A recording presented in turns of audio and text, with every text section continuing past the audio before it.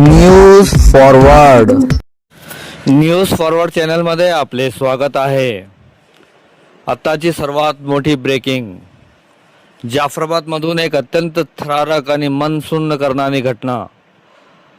पहा न्यूज फॉरवर्डची सविस्तर रिपोर्ट। जालना जिल्ह्यातील जाफराबादमधून एक अत्यंत थरारक आणि मन सुन्न करणारी घटना समोर आली आहे।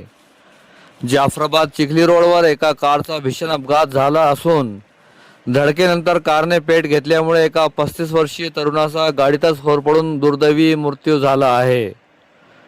मिळालेल्या माहितीनुसार मृत नितीन प्रभाकर गौडी वय 35 वर्ष, राहणार रूपचंद नगर, जिल्हा अकोला, हे आपल्या अल्टो कारने नाशिकहून अकोल्याच्या दिशेने जात होते।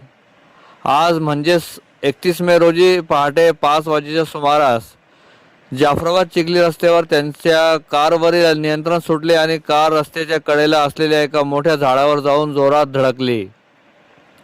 हा अपघात इतका भीषण होता की धडक बसताच कारला अचानक मोठी आग लागली।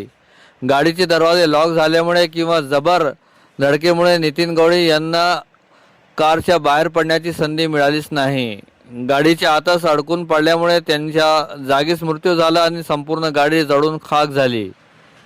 या घटनेची माहिती मिळताच जाफराबादचे पोलीस निरीक्षक सतीश जाधव, पोलीस उपनिरीक्षक देव पवार, हेड कॉन्स्टेबल अनंता भुतेकर, कॉन्स्टेबल विजय जाधव, ओम नागरे, अरुण वाघ, चालक राम मोरे यांच्यासह फॉरेन्सिक आणि वैद्यकीय पथक तत्काळ घटनास्थळी दाखल झाले। पोलिसांनी मृतदेहाचा आणि घटनास्थळाचा पंचनामा केला असून पुढील तपास सुरू आहे। पहाटेच्या वेळी चालकाला डुलकी लागल्याने हा अपघात झाला असावा असा प्राथमिक अंदाज वर्तवला जात आहे।